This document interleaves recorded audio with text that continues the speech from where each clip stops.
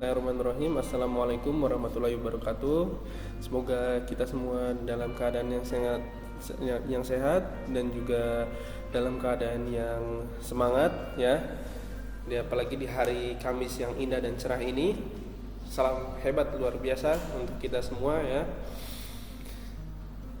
Di hari ini kita memasuki masa pandemi yang kesekian bulan yang sudah cukup lama, yaitu sudah sekitar ada 8 bulan lah ya kita sudah berada di masa pandemi seperti ini. Tapi kita harus tetap yang namanya berprestasi, berkreasi dan juga semangat itu kita harus tetap hadirkan dalam diri kita semuanya. Berbicara masalah kreasi dan juga berprestasi, materi kita hari ini adalah tentang tetap berprestasi meski di masa sulit ya. Nah, apa sih prestasi itu? Prestasi adalah suatu hasil dari yang namanya proses. Proses apa? Proses usaha kita selama kita menginginkan sesuatu misalnya. Terus kita bekerja atau kita mengerjakan, kita misalnya pengen ranking 1 gitu lah ya di kelas. Kemudian kita belajar dengan giat, belajar dengan sangat-sangat sangat-sangat getol gitu ya. Nah, akhirnya kita mendapatkan ranking 1. Nah, itu namanya kita sudah berprestasi. Kalau misalnya kita ranking 1 tapi kita tidak menggunakan proses belajar, atau kita malahan pas sedang ujian atau PTS gitu ya, kita malahan menyontek atau kita melakukan cheating. Nah, itu namanya, terus kita dapat ranking 1. Nah, itu namanya bukan berprestasi, tapi kita melakukan kecurangan. Hal seperti itu tidak baik untuk kita lakukan, karena bukan kita bisa membanggakan diri kita karena prestasi yang kita dapatkan, tapi malahan kita mendapatkan kerugian karena kita mendapatkan ranking 1 dengan proses yang ataupun dengan cara yang salah gitu ya.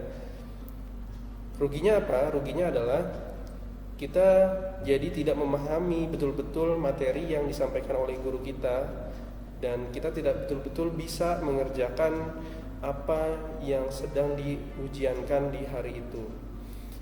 Nah, saya punya ada beberapa macam-macam prestasi ya. Macam-macam prestasi, yang pertama adalah prestasi dari bidang kesenian. Bisa kalian dalam bidang kesenian melukis, menggambar, dan juga bisa dalam kesenian tari, bisa juga dalam kesenian musik dan lain sebagainya ya. Itu termasuk dalam kesenian, prestasi kesenian. Kemudian yang kedua ada prestasi olahraga. Nah, dalam prestasi olahraga ini ya, kita bisa misalnya mengikuti suatu perlombaan, misalnya perlombaan futsal gitu ya. Nah, ketika kita berusaha latihan dari waktu ke waktu, dari hari ke hari, kemudian saat perlombaan berlangsung kita bisa menggunakan teknik-teknik futsal yang sangat baik gitu lah ya contohnya. Kemudian kita menang, nah menjadi juara 1. Nah, itu namanya kita berprestasi dalam bidang olahraga. Selain futsal apalagi? Ada memanah, ada basket, ada olahraga berenang, ada olahraga badminton dan lain sebagainya. Banyak macam olahraga yang lainnya.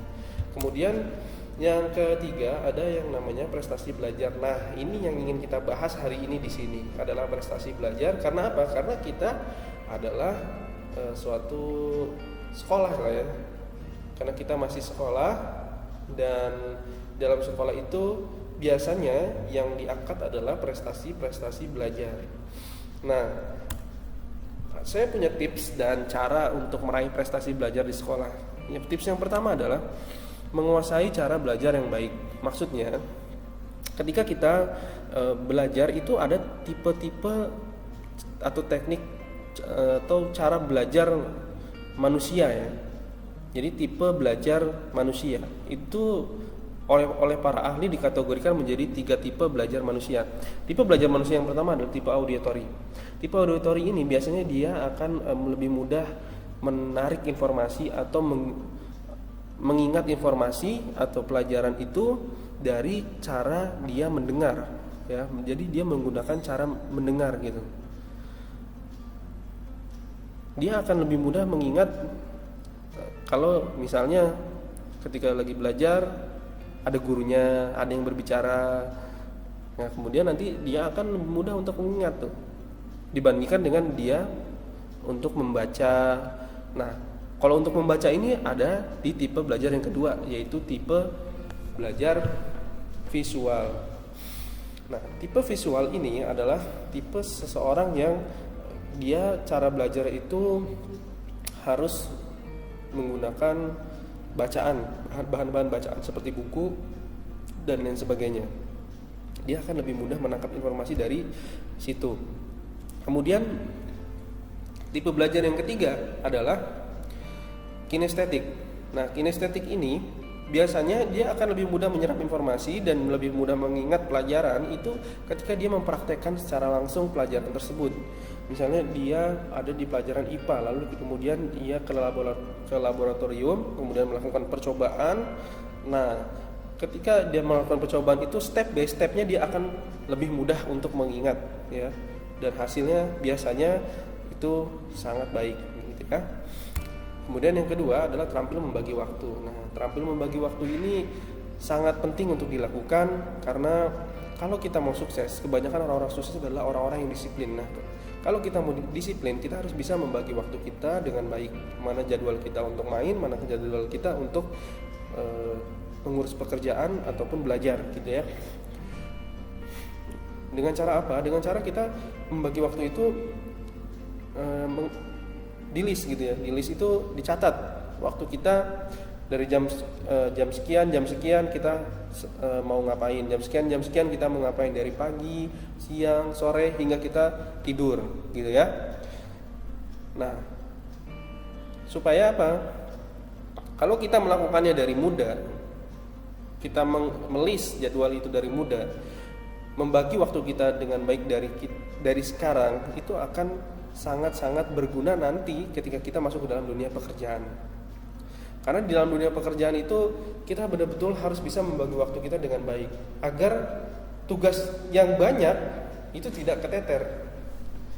Kalau kita tugasnya keteteran, maka orang lain tidak akan senang dengan pekerjaan kita. Tapi ketika tugas kita itu dijadwal dengan baik, dilakukan dengan sangat bagus, maka orang lain itu akan senang dengan pekerjaan kita, ya.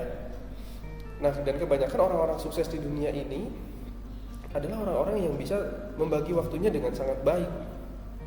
Karena ketika ia tidak bisa membagi waktunya dengan baik, maka dia akan keteteran gitu. Karena kalau seseorang itu menginginkan dirinya itu untuk sukses, dirinya itu untuk dikenal oleh banyak orang, ya, maka dia harus bisa membagikan waktunya kepada dirinya sendiri dan kepada orang lain juga, dan kepada pekerjaannya dia juga.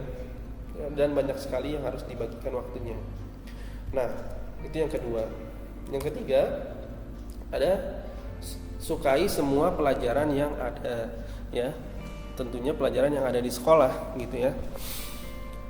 Kenapa kita harus menyukai semua pelajaran? Karena kalau kita tidak menyukai pelajaran A, maka si pelajaran A itu akan sulit diterima oleh otak kita, akan sulit dicerna dan dihafal misalnya, gitu ya, oleh otak kita. Tentunya tidak hanya tentang menyukai pelajaran saja, tapi kita juga harus menyukai gurunya.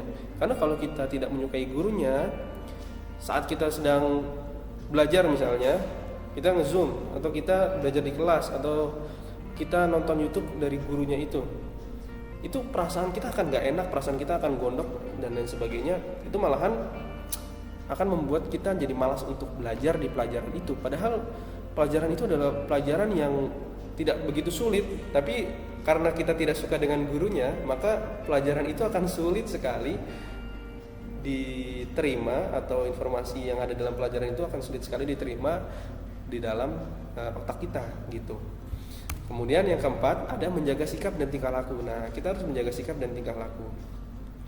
Karena mau bagaimanapun sikap dan tingkah laku ini, sopan santun itu sangatlah penting ya di dalam kehidupan kita.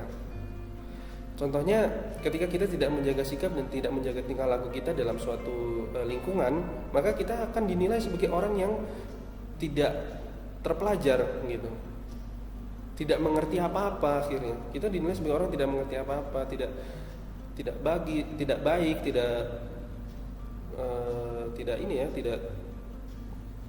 tidak bagus gitulah ya untuk kita dinilai di masyarakat karena kita tidak menjaga sikap kita dan tingkah laku kita dengan baik. Nah, kalau kita melihat ada orang yang sikap dan tingkah lakunya itu sembarangan, kemudian kita lihat itu keren dan kita merasa hal itu adalah hal yang keren, itu adalah suatu hal yang salah gitu. Karena kalau kita melihat sesuatu keren, alhasil nanti kita juga akan mengikuti si orang itu gitu loh. Sesuatu itu kan kita ikuti juga. Maka jangan sekali-kali kita menganggap sesuatu yang tidak baik itu keren, karena itu akan menular ke diri kita. Itu adalah hal yang sangat berbahaya. Ada yang kelima, yaitu kerjakan tugas atau pekerjaan di rumah ya. Jadi kita tetap harus bisa mengerjakan tugas atau pekerjaan yang diberikan oleh guru kita. Bukan guru kita itu membebani kita dengan tugasnya, karena semua guru itu menginginkan kita itu cerdas dan juga pintar dalam pelajaran yang diajarkannya itu ya. Mereka itu ingin melihat atau mengetahui sampai mana sih kita itu bisa mengerti tentang pelajaran yang diajarkan oleh guru kita tersebut. Makanya guru kita itu memberikan kita tugas, dan kita ya harus mengerjakan tugasnya dengan sebaik mungkin gitu. Karena dengan kita mengerjakan tugasnya sebaik mungkin, artinya kita sudah memahami materi yang disampaikan oleh guru kita di hari itu gitu. Kemudian yang keenam adalah aktif di dalam kelas. Nah, kelas kita ada di sini, ada kelas online ya. Kalau sekarang itu karena kita berada dalam masa pandemi, maka kita ada di kelas online. Nah, kita harus tetap aktif. Aktif itu tidak hanya kita menanyakan atau menjawab apa yang guru kita sampaikan atau materi yang guru kita berikan di hari itu, tidak. Tapi kita memperhatikan saja, kita memberikan keseriusan kita kepada materi yang diajarkan oleh guru kita di hari itu saja, itu sudah dianggap kita aktif di dalam kelas ya. Kemudian yang ketujuh adalah pelihara motivasi belajar. Nah, kalau kita merasa down, kalau kita merasa malas untuk belajar, kita ingat-ingat kembali deh, apa sih yang menjadi motivasi kita, apa yang menjadi alasan kita untuk kita belajar selama ini. Apakah itu karena saya mau masa depan saya cerah, apakah itu karena saya mau orang tua saya bahagia, bangga dengan saya, atau apakah itu yang lainnya. Nah, coba kalian ingat-ingat kembali apa yang menjadi alasan kalian untuk terus-terusan belajar dengan sangat baik ya. Kemudian yang ke-8 ada menjaga kesehatan. Nah, ini sangat penting ya, karena kalau kalian belajar kemudian kalian sakit gitu, yang pertama mungkin kalian tidak akan fokus ya.